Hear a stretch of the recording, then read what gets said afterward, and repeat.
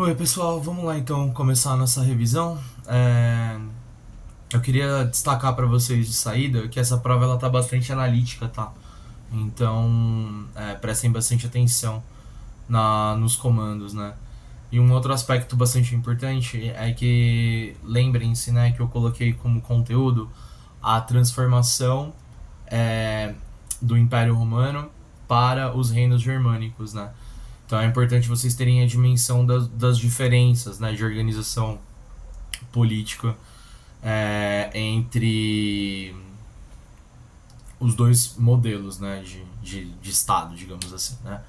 Quer dizer, no Império Romano você tem um território gigantesco na Europa e mesmo fora da Europa que é, né, dominado exclusivamente pelo Império Romano, portanto é uma organização centralizada, né? E depois nos reinos germânicos, né? Uh, chegando até mesmo no reino dos francos, né? Que uh, uh, eles se configuram como organizações fragmentadas, né? Sem um poder centralizado, né? O que une tudo, a Igreja Católica, como a gente discutiu, mas é tudo descentralizado do ponto de vista da organização política, né? E por quê? Né? Por que descentralizou? Por que o Império Romano acabou? Né? Um ponto importante também para a nossa avaliação. Né? Então lembrem-se que vários aspectos vão contribuir para o fim do Império Romano. Né? O primeiro deles, é importante a gente citar, o período chamado, né, de Pax Romana, em que do ponto de vista externo não havia mais conquistas territoriais. Né? Então, se não tem mais conquistas territoriais, significa dizer que vai diminuir o número de escravos, né, com relação com relação à quantidade de pessoas para trabalhar, né? E isso diminui a produção, né? Então tem uma crise econômica aí vivenciada, né, pelo Império Romano por conta dessa questão, né, relacionada à dificuldade de reproduzir a mão de obra, né? Com esse é um primeiro fator, digamos assim. Um segundo fator, em decorrência disso, né, a gente pode citar que para suprir, né, a falta de mão de obra, começa a se estabelecer uma relação com os germânicos, né, com os bárbaros, né, aqueles que estão fora, né, do Império Romano, a partir do regime de colonato, né, em que os povos chamados de bárbaros, né, os germânicos, eles vão começar a ser contratados, né, para fazer determinados trabalhos dentro do Império Romano. E com isso há, né, aquele movimento que a gente chama de invasões bárbaras, né?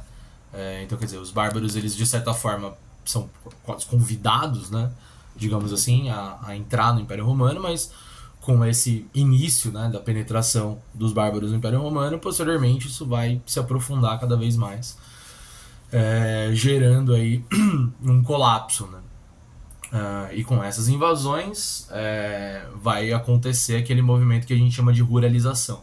Então, quer dizer, para se proteger desses bárbaros, né, os romanos acabam abandonando as suas cidades. As cidades ficam nas mãos dos bárbaros e ocorre então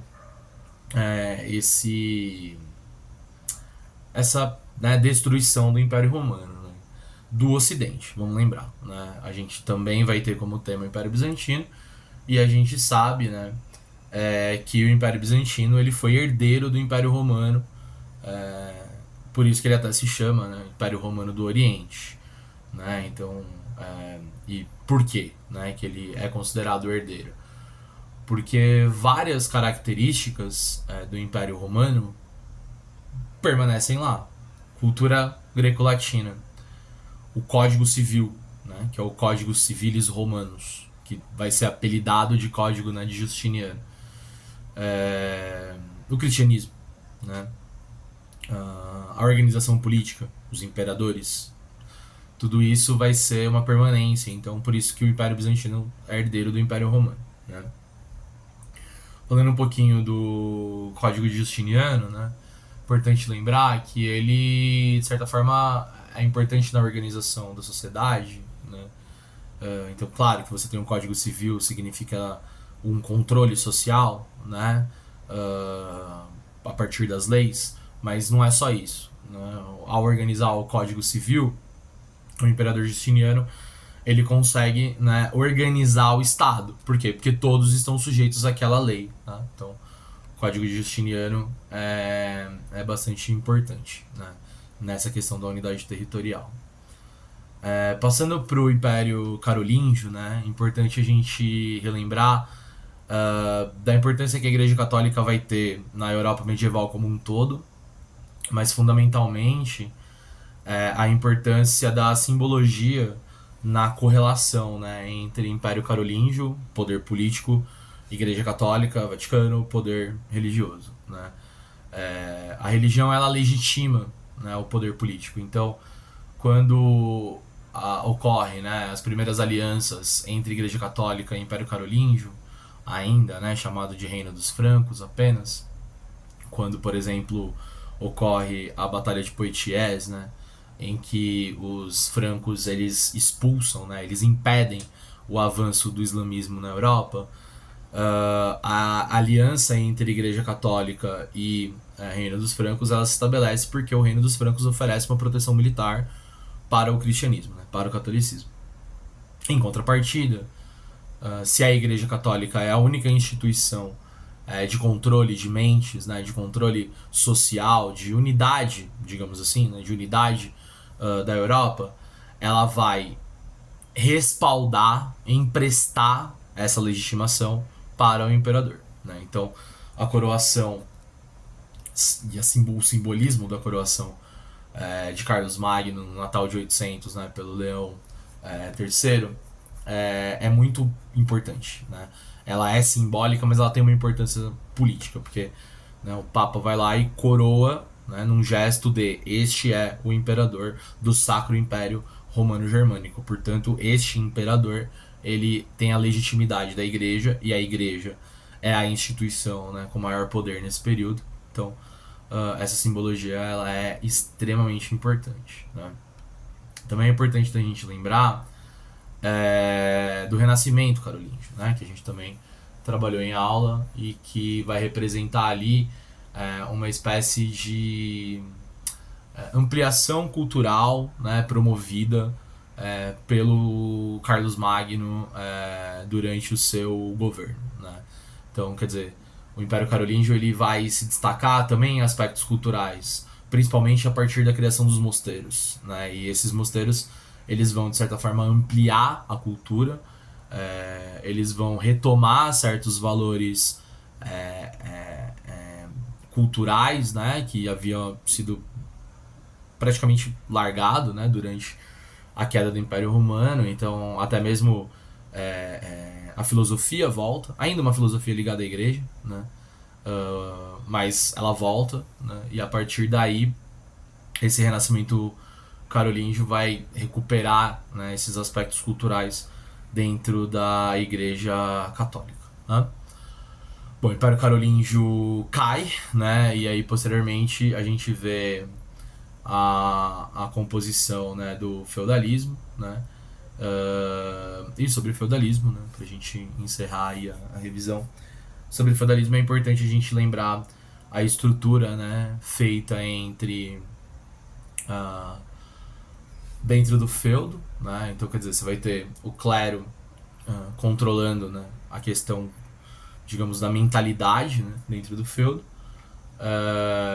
mais a correlação entre aqueles que trabalham, né, os camponeses, e aqueles que não trabalham e que vivem do trabalho desses camponeses, que vai ser a nobreza, né? Então, essa relação interna dentro do feudo é importante que vocês lembrem que ela se estabelece a partir das obrigações feudais, né? Talha, corveia, banalidade, ou seja, impostos, né, não monetários, né, que os camponeses tinham que pagar para permanecer dentro do feudo, né? O feudo pertence à nobreza, o camponês trabalha no feudo, trabalha para ele, tirando um sustento mínimo, trabalha para a nobreza, né? Então, a partir dessas obrigações feudais e dessa relação estabelecida dentro do feudo, é que nobreza e camponeses vão se relacionar dentro dessa estrutura socioeconômica que a gente chama de feudalismo. Entre feudos, né, é importante a gente lembrar das relações de suzerania e vassalagem. E essas relações de suzerania e vassalagem, elas vão ser extremamente importantes na configuração, né, da proteção, principalmente, da organização dentro do feudalismo. Né? Então, o suzerano ele vai doar uma terra, né, ao seu vassalo, e aquele vassalo vai jurar lealdade àquele suzerano, uma lealdade militar, uma lealdade de questões relacionadas à justiça, e assim se configura, né, portanto, uma relação política entre feudos a partir dessas relações de suzerania e vassalagem. Certo? Então é isso. Bons estudos aí pra vocês. Uma boa prova.